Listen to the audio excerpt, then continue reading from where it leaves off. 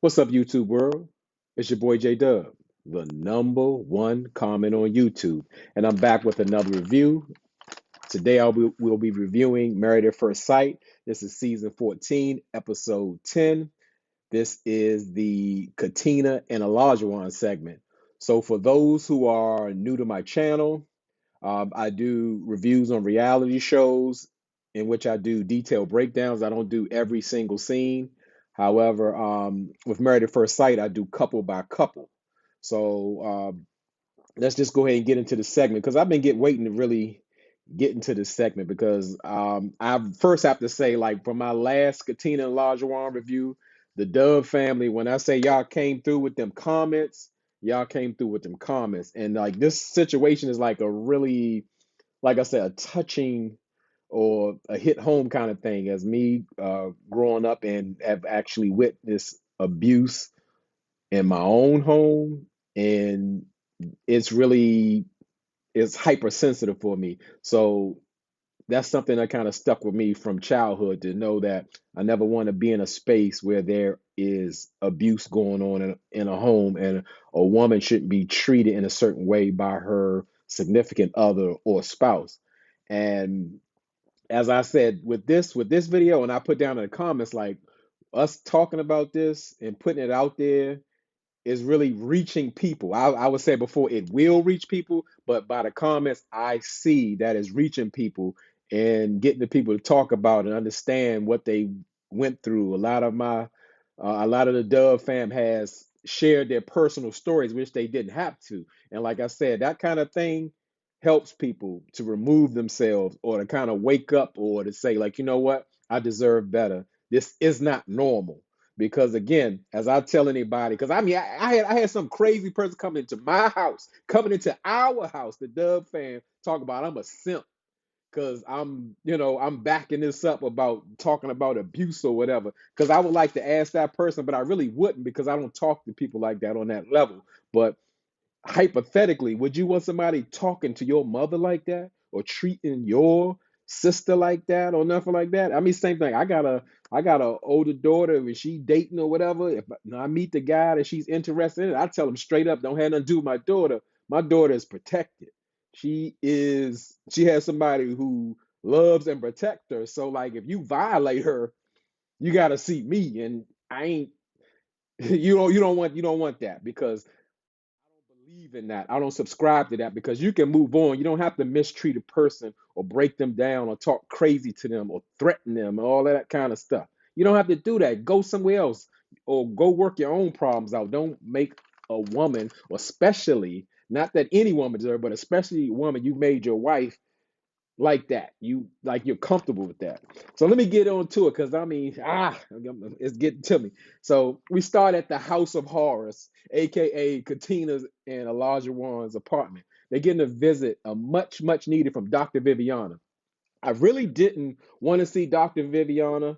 Um, I wanted to see Pastor Cal. Not that I have so much faith in Pastor Cal, but I feel like uh, Olajuwon will respond slightly better than Pastor Cal, but you can't reach Olajuwon. He got some stuff that he need to really work out. Like he can't even hear. He just he get the head shaking and he get the over talking you and trying to agree with you and all that or trying to disagree with you. It's just it gets to be a lot. I see the pattern, and Dr. Vivian, to me, she made her best attempts of trying to kind of humble Olajuwon. But like I said, that's a very tough assignment. And I really say that she lost. She did her best.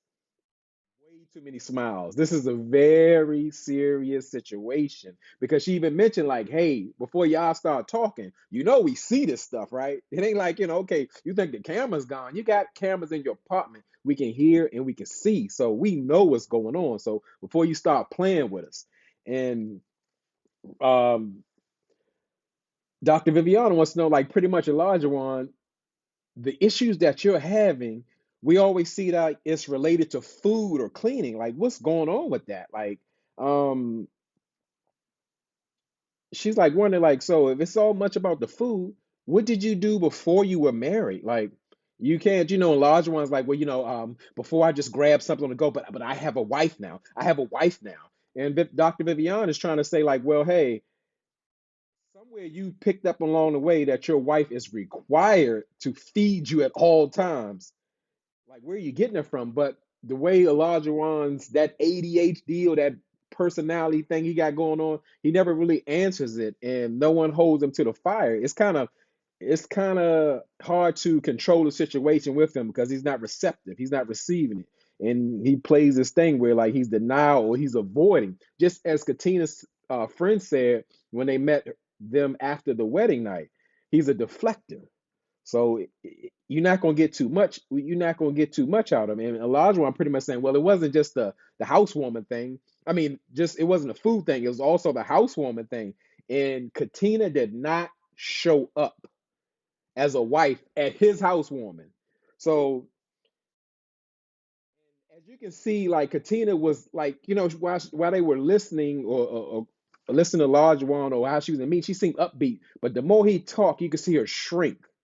You can see like her start putting her head down. You can see her like looking down because he's sitting right there like insulting her or taking jabs and unnecessary digs at her about like everybody would be confused about that. Like where in the spouse handbook it says that a wife has to show up a certain way at your housewarming.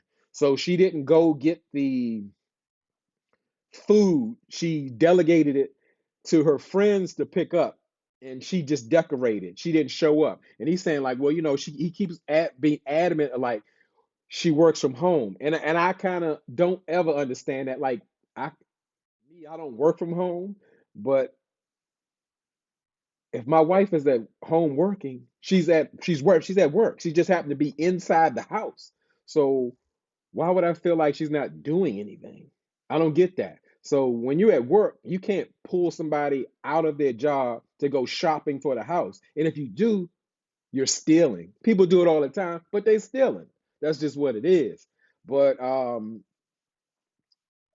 yeah, it's just you can see like just as he's insulting or talking about Katina, she's just going down and down and down, and I really believe Dr. Viviana asked him like some really good questions, but again we can never get to the bottom of it. She's like, how well you don't think that she thinks about you two as a partnership? And he's like, no, I think she's he's Katina's thinking about I Olajuwon, Isaac. I can't. I'm tired of. He don't even deserve me saying his whole name in syllables. It's gonna be O or Isaac. O is talking about Katina's talking about I, and it sounds like him. It's all about what he wants or what Katina should be doing in this imaginary handbook of marriage that he made up, in which he never saw nobody go through marriage or have somebody teach him about marriage. But in his head, Katina is failing. She's just failing. She's only thinking about I. When we can see that Katina is giving her best of what she has, and let's make no mistake now. Um, if Olajuwon needs something from his wife, guess what? If it's unreasonable or reasonable, he needs to communicate it to her with respect. It's bottom line. And I get some of the comments again. This is a channel. Say what you say. People can say, but I'll never agree with that. This is normal. If Olajuwon got any kind of gripe or issue with Katina, he need to talk to her like that's his wife. If people don't know what that means, that should be the first person you speak to with the highest, utmost respect. You wouldn't cuss your mother, your father out, your supervisor, and all of that. You shouldn't feel comfortable doing that to your spouse. And people's like, oh yeah, everybody got that thing. Some people do the thing of like, well, you get upset, you get to start yelling and all that. That's for somebody else. That ain't for me, so I can't relate to that. So if I'm getting into an argument or something like that, we're gonna have to bring the tone down. And it's okay for me too. If I'm getting elevated, I'll bring it on down. Because yes, we human, we do have emotions, but it's not okay to just talk to a person like that where they're feeling beaten down. And that's exactly how Katina's doing. And people, I think they're really coming down hard on Katina. Yes, we all want her to break this spell. I stopped calling her a Stepford wife and all of that because she seems to go towards programming, but now it's making more sense to me because she's previously been in a emotionally, verbally abusive relationship with someone else, and now they put her with, not by accident, but she hasn't healed from that. And what I've been looking, I've been really like looking into this thing. Like they have a thing where you understand it's a cycle of abuse, and you can see it right in front of us, like it's just happening. Where the first cycle is the tension builds of like she's worried and concerned about like something's going to go off, so she kind of stay like in a pleasing mode, and then we get the thing the actual abuse where he's name calling, he's cursing at her and all that. And for people to understand that is abuse. I know it may seem normal, it might look real in your world, in your relationship, but that is abuse. Now, if you down with abuse and that's what you good with, that's you. Same way, just have at it if that's what you like to do. But it is abuse. And so they get into the third stage, the reconciliation, where they're making up, or even Katina will try to please him or try to get past that. And it's like the honeymoon stage of the situation. And then now they're working into the fourth stage, just the calmness, just trying to keep it calm, keep things good. When Olajuwon get to deflecting, talking about, well, it's because I care for you and all this. I want the best for you. It's always like a minimization of why he did it or why he's behaving or acting the way he is. So Katina is an abused woman. It's my channel. I can say that. That's what I believe because it's my opinion. And if you believe different, put it down in the comments. But for anybody, don't disrespect me talking about I'm a simple nut. I don't really get into all that because I don't all that fake back and forth internet like it's some tough guys or tough girls on it. I don't do that. I come from a different era, different stage. We don't do that now. It's different. Like you saw me in the street, you felt that way. You got a right to say that, and I got a right to say and react the way I want to too. It's different. This is a new word, a new weird world. Let me slow down. So let me keep going with the thing. It feel like a rant. I feel like a rant came on or something. I done lost my place in my notes. And as I said, Dr. Viviana was like really asking him questions because she's like going. It's almost to me like she's kind of repeating almost make it sound like how ridiculous you sound of Isaac saying like, oh, she's just lazy, because she didn't want to sweep all the floor, like because I guess in the wife handbook, the wife has to sweep all the floor because Isaac said like, hey, I swept the floor for you, so those are Katina's floor in his shared apartment for his housewarming. So Dr. Viviana to me she was on point, but Olajuwon, I said I'm not gonna say his name. I'm gonna stop saying that. Isaac or O, aka O, he just talks over her. He doesn't receive the information. He won't. He refuses to because he's talking about like in these moments of cooking for him and her performing at a housewarming. Those are such big moments. She need to come through. Like and Dr. Vivian is saying like, why are these such big moments? This is everyday life. If you live long enough, you're gonna have more than one housewarming. You're gonna have many opportunities to cook. Why is it such a big thing, especially when she does not have these skills to do so, and you're trying to make her cook, especially on a gourmet level as a chef or something like that, as well as the frequency of how she's supposed to cook, even while she's working and having a full-time job. Pastor Cal said, you didn't say that in the interview, so where's this coming from? I need them to pull Katina out for real. Like, let's just say, let's say if Olajuwon did hit her or something like that. They're married, aren't they supposed to protect her and pull her out? But they don't do that. We go back to even from last season, Rachel and Jose. Jose said, I would take this ring and throw it at you, whatever. That was a threat of violence. That's not a conversation. It's the same way. And to understand, to some people, it's just as worse because a lot of times people and it's not normal to get past the physical part. Them words cut like a knife. Those words chop and stab that self-esteem. And it's such a horrible thing. It's not like I said. It's just not normal.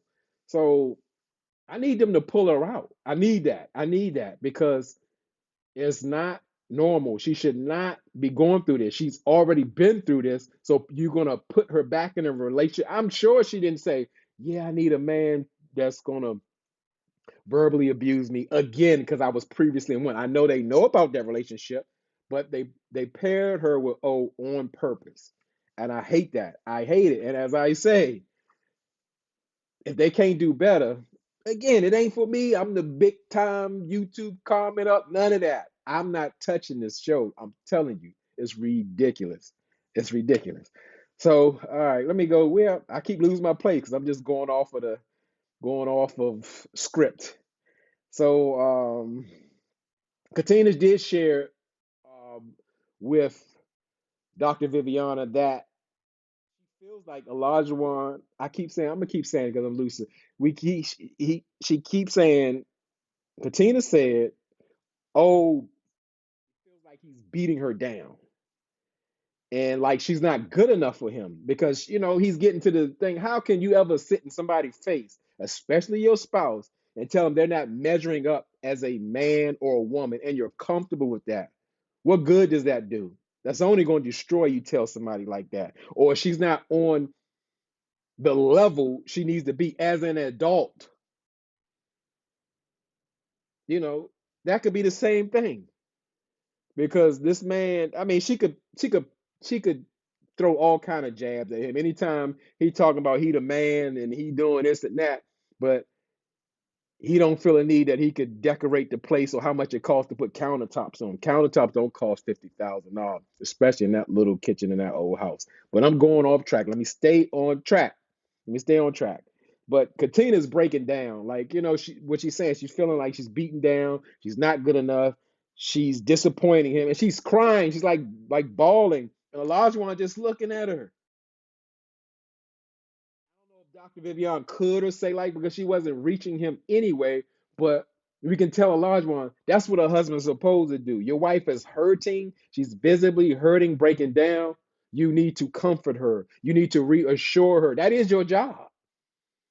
I'm gonna give him in the handbook of what he know. That's your job. If he don't know, he need to write that in his new handbook. Throw the old one away and write another one.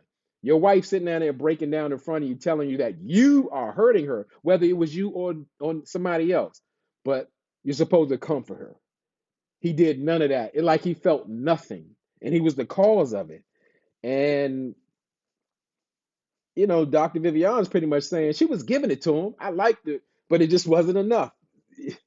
You got to go hard with him. And she's just telling him like his argument of her not cooking or showing up in these big moments is a very flimsy argument. It has zero legs to stand on. He's talking nonsense. I was like, you're hurting her. And, they kind of get a little back and forth. And he's like, well, it's just not what I know, what I do know. And Dr. Vivian broke it down. I was like, hey, I'm telling you, this is what it is. You know why? Because I'm an expert. I call them the so-called experts. However, Dr. Viviana made oh no that this is what I do. This is my profession. This is what's going on. So I mean, he still didn't get it, but she broke it down to him and she even Dr. Viviana pretty much gave it up. She's like, hey, look, I can't even help you. You have this archaic system set in your head where Katina is required to cook and clean and work from home and have all your meals on the table and go to the strip club. And if she's not measuring up to your level and you got to break her down and cuss at her and just beat her down verbally. So that's when you know it's bad. Dr. Vivian is very optimistic. She feels like she can work with anything you put in front of her. And she don't even want to deal with O. But O is O. He's a manipulator as well. He comes in now. He wants to flip the script and get to start crying and all that, and just saying that, well, I just do these things or I say these things because I care for you. I mean, I ain't buying it. It's nothing. Now he's teared up, and it's just so much. Now he flipped the script and say it's Katina's fault because she isn't opening up or sharing with him. And this is where I didn't like what Dr. Viviana went on here. She was more like, and yeah, it's scary too. It's not frustrating, it's scary. I don't like the one putting the words in the mouth. And two, how in the hell is Katina gonna open up when she's intimidated and afraid? That's what the thing with some people say, they get the argument, oh, well, she pipe up with Lindsay and all that. She need to get that energy the same. Oh, she ain't scared of Lindsay. Lindsay don't intimidate her. And that's two different worlds. If anybody ever been with someone who is aggressive and intimidating, people are actually not only they're afraid like little kids and children, some people are afraid for their life. So you're gonna tell them to buck up or step to that person? That don't even make sense. It's not a safe place for Katina to verbalize herself. She does it here and there, now and again, but that's not a safe space. I'm gonna just put an example to you for those of people say who grew up in the hood or been through hood things. It's a difference when somebody talking to you, you get in an argument, and somebody pull out a gun or a knife. It's two different situations. If you never had a real weapon pulled on you, it totally changes. Everything changes. So to say somebody is supposed to operate in the same place that they're intimidated or feel threatened is absolutely ridiculous. And she got past trauma dealing with the same thing. Come on now. Now it's Katina's fault. She not speaking up. Katina needs to voice her stuff. Yeah, we want her to do that. I want her to do that. But she's not in a healthy relationship. Her husband intimidates her. Her husband beats her down. Her husband insults her. Her husband demeans her. That's not a healthy space to say what you need to say. So, but okay. I had to just get that off. So now Katina, she feels like she really has to prove herself. She wants to woo Olajuwon. I was like, oh, it's painful to watch. It is painful to watch. It's sick. It's disgusting, irritating, frustrating. Those are the words that come to my mind when I see this. It bothers me so much. But now I was excited because now Katina has made him a little candy store for a movie night. And that's all he ever wanted. This makes him so happy. Some cold popcorn and a few Skittles and whatever they got going on and some kids' party plates. That's all he ever wanted. He's really stepping up to the plate. He's not about the world. It's just about the moments with her because she's so important to him. But he doesn't treat her like that. I tell you, I mean this. This segment is exhausting. It pisses me off. But I've got to learn how to remove myself a bit by bit because I'm never going to get used to that. I'm never going to get used to them filming people mistreating and abusing people to these levels. It's different from having conflicts, and we're going to call this entertainment. I got a problem with that. So the last scene with Owen, Katina, they do like the intimacy thing where they have, they sent each couple intimacy games, and O puts on a dog collar, and Katina's like whipping him. That was the best part. I wanted to just take that whip. I wanted to see some whelps or something, or do something to him. But it was fun. I mean, they liking it and loving it. That's that that that reconciliation part of the abuse. Now they've made up. It's sweet. It's the honeymoon. They back together. Katina talk about, yeah, she want to feel like she's in control, but she needs a man that goes, she wants an aggressive man in that way. And she got a little bit more than she asked for. I want something different for her, but until Katina realizes and knows for herself, only Katina is going to know when she's had enough. I could want it all day for her. You could want it all day for her. They put her in this position for all this to happen. As I keep saying, y'all see in my comments, they're creating the perfect storm, but they call it entertainment. So they're connecting over intimacy, and it looked like they might have got something going through the bedroom. Have at it. Because what I know, this cycle of abuse, it ain't gonna just stay in one way, it's gonna come around. So we gonna see. And I don't even like to really get into the next episodes, but looks like we're going to take a turn. How long it'll last, we don't know. We see people who abuse go back to their abusers and act like nothing happened. So, all right, well, that's it for then. I need y'all in the comments. Again, we doing something great here. Y'all doing something great because I did not expect the comments I got on this Katina and Isaac situation. It was, like I said, it was great just to hear y'all share y'all stories, to help others, to share like the triumph that, like, hey, I made it out. I was Katina. I realized that I wanted better for myself. And I love to hear that. I'm telling you, I am telling you, I cannot stand for people to be mistreated and abused. I hate it. You hear what I'm saying? I hate it. I hate it. So, like I said, get down in those comments. Let's get it going to what y'all thought about Katina and Isaac. So, yeah, we waiting for the next segment. I might need a little break again because my heart feels heavy. I feel out of breath. So y'all can check out the next segment of Married at First Sight. And as I tell y'all, y'all could be anywhere in this YouTube world, but you're here with me. I really appreciate that, and I really mean it.